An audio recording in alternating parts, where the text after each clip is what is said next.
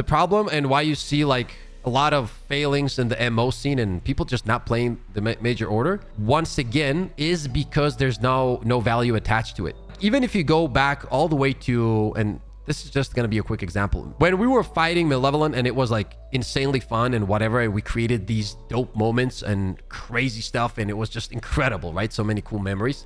Like, what happened after? Like, realistically, it ended up being that it didn't really mean much. You know what I mean? And I think that created a vibe, some kind of vibe where people realized, oh, wait a minute, it was fun and all, but they just came back. You know, it's like Palpatine somehow returns kind of situation, right? Like they just out of nowhere just popped back, and people expected some kind of more value towards it. And I think that's what the problem is, right? Incentive is a huge point. That's what I'm saying. Like, people have been disconnected from the MOs. Like, think about it this way. Take the average player, right? And we've discussed this before as well. Somebody who's like, you know, working hard to take care of his family, just overall pay his bills, whatever. A lot of people do not have time to play this game 10 hours a day, right? Like even 5 hours a day or even 2 hours a day. They probably play a few days a week, or maybe an hour a day, maybe less a day. So like, they're coming back from work. What do they want to really do? Do they want to just force themselves to play against an enemy, let's say, that they do not enjoy? Because there's a bunch of people that don't like to play against bots, and there's a bunch of people that don't like to play against the bugs. So if the guy just wants to chill, he's just going to turn on the game, not even care about anything, play for like half an hour, 40 minutes, an hour per se, and then he's going to bounce. And most people are going to be doing that unless, and this is where you come back to incentive, you give them incentive to play for the said MO. Now, there could be some kind of event, increased XP, you know, whatever it is, more samples extracted and so on, right? New enemies are FOMO. That is another huge point that I've brought up with the devs as well. So think about this, for example, and we've discussed the gloom, and I'm going to have to start from the gloom so you guys get a better idea of what the problem is. The gloom has been within the game for a very long time. Very long time. Like the first time it popped up on the map, you know, the whole green cloud on the map, or yellow cloud, whatever the color is of gloom, right? It was months ago. So now people are already, back then were starting up to, you know, be like, oh dude, the gloom is here. Is it, you guys remember like how many times we would get questions on stream and in the comment section as well, the Hive Lords, right? How many of you guys have thought that the Hive Lords would have already been in the game? What happened? Nothing for months and months and months, right? Then finally, like, you know, that's exactly with the time when we go to Sweden. It was really cool at Arrowhead Studios. We come back, the community's like all hyped up, and boom, 1 year anniversary. The gloom enemies finally drop. Before the gloom, it was predator bugs just for a few days. Predators go away, then boom, gloom drops, and gloom's gone.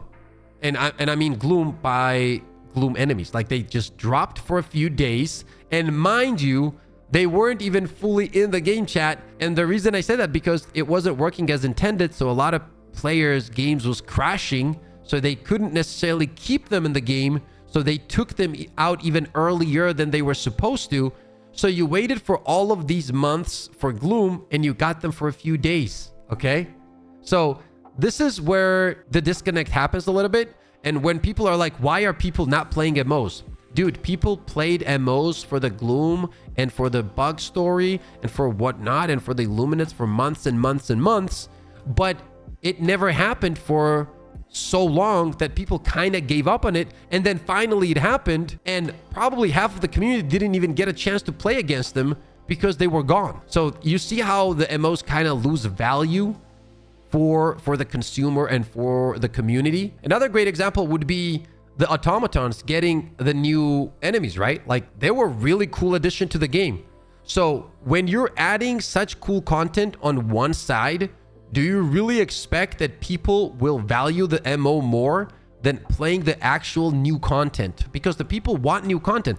That's just the nature of gaming. And you finally give it to them, and it's fun and it's cool. The enemies look dope. They act differently. They have like these fire attacks, whatever, which then makes us play completely different kinds of builds, which is like fully invested in like fire resistance and, you know, the dickle is more used and so on, right? And now you're expecting them to play for the MO instead of just having fun.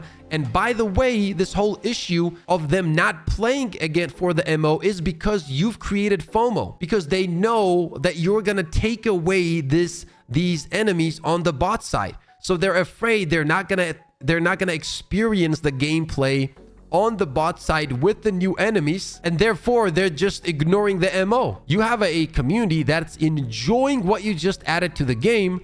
I feel like what you should do is keep it. Just keep it and let them have fun. That's what you should do. And if you keep like introducing this and moving them out, then the question becomes, is the story more valuable than the actual experience of the consumer slash gamers in this case? Now, if the answer for you is yes, I prefer the story, then the story needs to carry way more value than it currently does. Way more value. And it has to have incentive.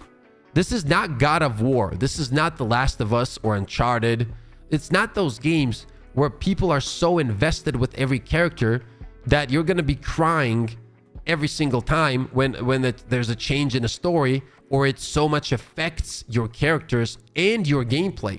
This is not that game. That's what I feel like, that's where the disconnect is a little bit. If you want people to be more invested in your story, you need to make some kind of emotional connection between the player and the story.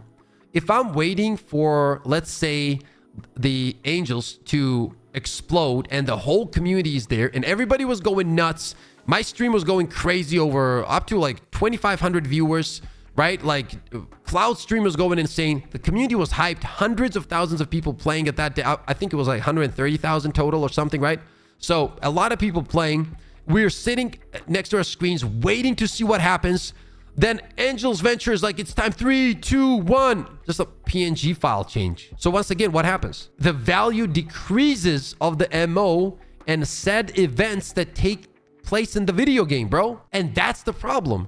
That's where the disconnect is with the MO. And that's why people are playing it less. And that's why the MOs are failing more and more and more. Where a lot of the times when I'll ask people, why are you not playing the MO, for example, they'll be like, I just don't like that planet. I can't see shit. That's another thing, right? Or the modifiers are terrible or whatever. I think there needs to be a little bit more incentive and reason for people to engage with the MOs for it to be viable. Because right now, it's just not the case, man. 90% of players just hop on and play for an hour or so and will never get a chance to try the fun new types. While us, the 10% hardcore, know that Arrowhead puts the story above everything and all it's wrong. But that's what I'm saying, right? That's what I'm saying. And that's why you saw it as an example with the new bots. People just kept playing the new bots until they were available. Because guess what? If they hadn't, they're gone. So now they wouldn't be able to play against it for God knows how long. Predators were gone for over a month after they first appeared.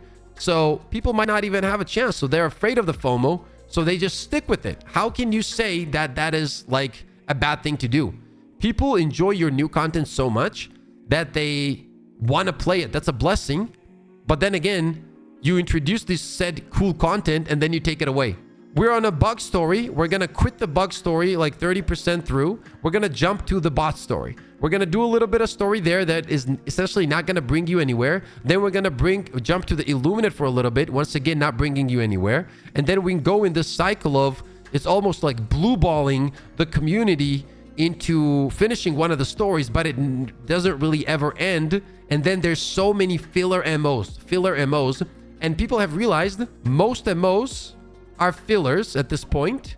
So they're like, oh, it is what it is. So I'm not going to do that. I'm just going to play what I enjoy playing and just have time, just have, a good time. So I don't have to force myself to play the game in a way that I don't want to play the game. I think the MOs are going to be fine as long as they increase the value to the point that it feels like when you do play the MO, it does value your time in a way compared to normal gameplay. Because if that's not going to happen, people are not going to be incentivized to do the said MOs, because it's almost like there's been a trust thing going on, right? Like there's a trust issue now. Or you can tie stratagems to him and cool stuff to him, and then people will lock in, right? Like the gas mines, for example, or whatever you want to tie to it in the future. I think in that case, people will be incentivized to play more. But currently, for me personally, and I would love to hear your thoughts on this, it is very, very understandable why we're starting to fail more and more MOs.